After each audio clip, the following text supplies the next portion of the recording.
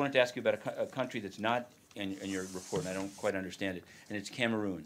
And the reason is, number one, not only is there been targeting by the government, to some degree others, in the Anglophone areas of children, but also you have just the no-brainer would be Boko Haram is quite active in the country and has their reports of use of children, et cetera. So how do you decide which countries to put in? And if you were to look at that in Cameroon, then you might look at the Army of Cameroon and find that they, in fact, or Armed Forces, BIR, have targeted children as a weapon of war. So can you, those are two questions. Thank you.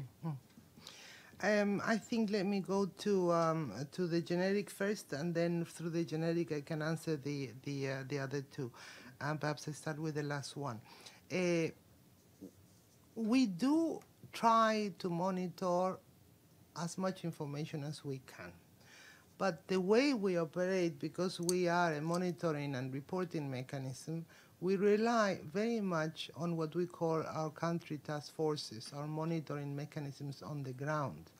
As such, at this point, we don't have a monitoring mechanism related to my office on the ground in the Cameroon.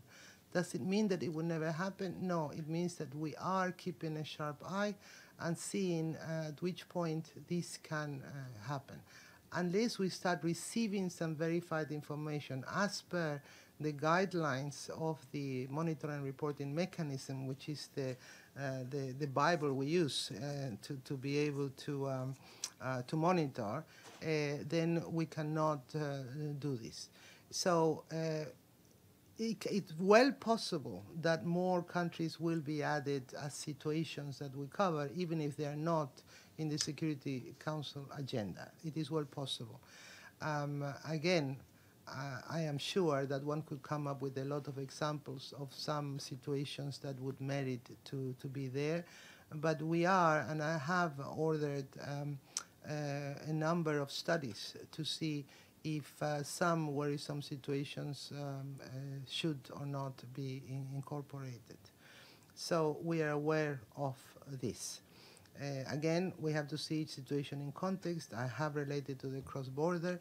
I am particularly worried about the situation in Mali, and we have been working and engaging with best practices and assistance to the Sahel 5 force to ensure that all those that are going to operate here are well trained in order to prevent violations against children as they engage, and at the same time to know what to do with those children that are captured or are released or escape, so that they know which are the modalities that we recommend on the treatment of detained children and how they should release and hand over them.